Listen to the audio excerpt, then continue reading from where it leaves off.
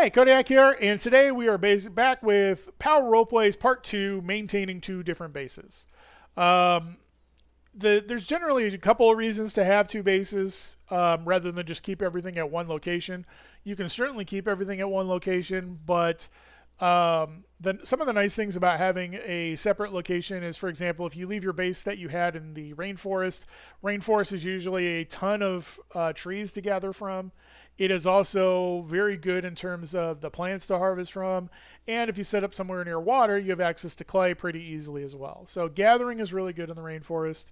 The temperature is also really nice in the rainforest, which makes it ideal for growing plants. You can see, for example, it's 19 degrees at the moment in the upper right hand corner. However, even earlier overnight, it got down to as low as 15 C. So different locations have different temperatures. That's perfect for aloe, but there's other plants that like things to be a little bit hotter that it would, it'd bottom them out and give negatives. So that's not too great. And then the third one is just because you have space, animals just take up a tremendous amount of space. I'd say about a third of my bottom floor there is animal pens for tortoise, hawk, and bison and piranha. It takes up a lot of space. If I also have to add in capybara and then also turkeys, you're looking at like half my base on the ground floor being animal pens. So that's certainly a consideration. All those things require different items. So, for example, gathering takes, you got guys who are working, so that's going to be food, juice, but then they're also going to need tools. For farming, you need seeds, fertilizer, pesticides, herbicides. And for animals, you're going to need something to feed them with, such as for example, feed and that type of stuff. Generally speaking, you want feed because they grow a little bit quicker, so they kind of like come back to be slaughtered even quicker.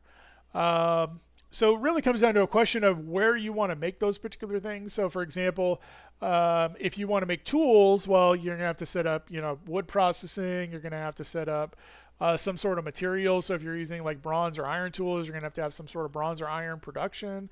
You're going to have to feed all that. You're going to do all that. Like all that takes a lot.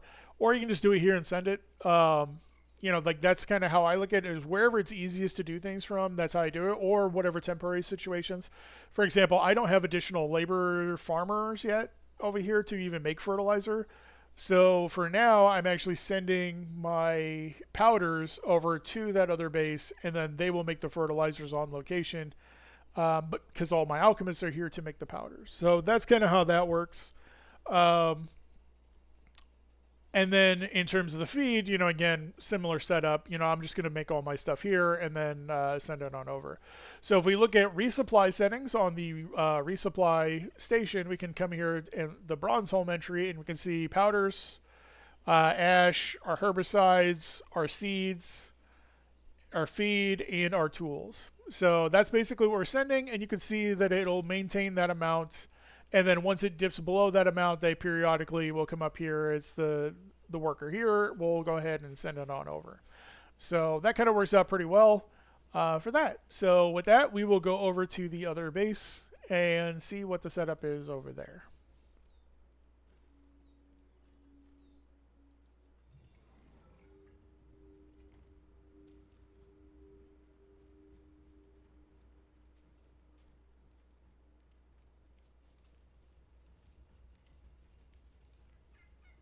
So at this base, we have our similar ropeway that we had before. This power ropeway supply station has become redundant, and we likely will remove it in the future. Otherwise, our receive table is exactly the way that we saw in that menu. There's our seeds, there's our powders, there's our stuff. Works out quite well. We can also see that there are a variety of items in the send container ready to go back when it ticks to the next setup, and we'll go over that right now. In terms of gatherers, what I have is I have my 3 gatherers out here on the safe side. There's really nothing hostile over here. All of them do have some combat skills and of course gear to gather from. They are gathering at their collection yards, and how this looks like, for example, if we look at Gary, we can see that he actually is logging within 40 meters of the minor logging yard. Just gather everything. And then what I want him to do is to auto discard tools, so that way we just don't do we're not dealing with the return tools. We're not dealing with anything like that. Setting that up isn't too bad. So like if you ever upgrade to like steel tools, that's certainly a thing that you could do. I tend to cap most of my guys out at iron tools because iron is extremely easy to get and it's automated coming in from the ropeways. So they can discard those as much as they want, not a problem. Then what we do is we have move all the types. And that's very key. Move all types to the dump chest. And the reason why all types is because if you just put plants, when they're logging, they're going to get nuts. And when they're harvesting, they're going to get fruits and locusts and things like that. So if you just move plants, you're not going to get the ingredients. So by moving all types, you solve that entirely. So all three of those gatherers are basically set up like that, and then they basically move all their items to the dump chest. The farmers are basically set to basically just farm and fertilize. That's all they do. They pretty much go ahead and they are working nonstop on the various farms. You do want two of them, especially once you start getting up to the amount of farms that I have. It's a tremendous amount of work for one person. They can't keep up, and it doesn't work. Most of the magic at this base really happens on the Seneschal, who is basically my person who maintains the base. So if we look at Seneschal Bethany, she will actually go ahead and maintain Camp Bronsholm. So that's like our number one priority. Make sure the lights stay on. Make sure the bonfire stays up. Next thing is that she will go ahead and she will work the cooking stove and outhouse. She will actually make food here. So rather than having to send food to this location, we have a piranha pool that she will chop up the fish in their next step, and then she makes fish soup out of that. And then everybody has fish soup. And then she will also make juice, and everybody can have some juice if they're sad or whatever, because it's like a mood booster. Next thing she will do is she will manage the breeding farm. So she slaughters the stuff, she moves food into there, all that good stuff, make sure things have water. Then she will sort items in the dump chest and the ropeway. Now, the reason why she sorts the ropeway receive is because of the way we're handling coal. You will see that because I have nowhere to send the seeds, it's insufficient space, so it's not sorting any of those additional items, and we'll get to that next.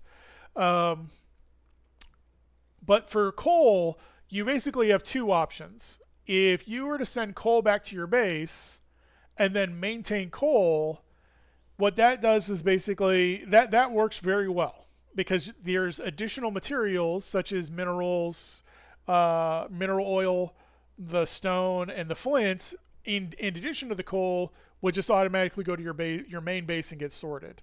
Meanwhile, you'll send back coal to the base. But the problem is that if you don't have enough coal to send, it won't send any, and you can run into a platform or a problem where you've bottlenecked your coal into turning it all into coking coal, and now you don't have enough coal to actually send back to your base, and then the lights go out, everything starts to decay, and it's kind of a nightmare. So to prevent that, what we're doing is we're sending the coal directly to this place, and then sorting any additional materials, and then just sending those additional materials back so that we have that. And we'll eventually hit a point where we have too much coal, and then we'll have to deal with that. But for now, we're not really worrying about that. In order to handle that scenario, what we would basically do is we would set up a new order to move minerals from there into this chest that can only take coal. And then once this fills up, the next step would be take all the minerals out of that chest and move them into the minerals chest. And then what that would basically do is it would prioritize moving the coal into the coal chest, and then anything extra it would move into this chest, and then it would take everything in this chest and move it into the other chest. So it's a little bit of a weird kajiggery, but that's how you do it. Is basically you prioritize the rank, the order in which it moves things, and it'll move it to the local coal chest first for that to have that. On that topic, so how these chests are set up is they are basically missing the items we don't want to sort into them. So for example, this one's not only missing coal ore, but it's also missing all the powders, fire ash, and all that stuff because we don't want any of that sorted in the bins to get put into this chest here.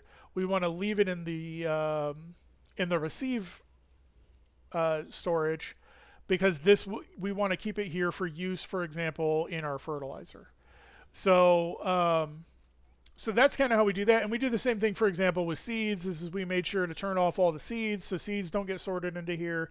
And medicines, we also, of course, also made sure that the herbicide and the locust pesticide are also turned off as well. So that will prevent all those from getting sorted.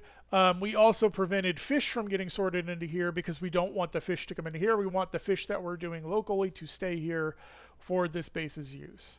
So that's kind of how we have that set up. And then what we do is as she's sorting everything, as she's moving everything, what we'll do is we will move all the items in these various boxes. So from the granaries, the breeding farm, the beehive, the minerals chests that had coal turned off, the plants, the animals, the ingredients, the medicine. So all these chests will get sent to Ropeway Send. So again, move items, all types, Ropeway Send. So all these items are getting moved, and she's moving them right now. As you can see, she's standing in front of it. And then they all get piled into here. And then every 30 minutes or 15 minutes or whatever you set the interval to move them to, all the items in this chest will actually get sent back to our main base.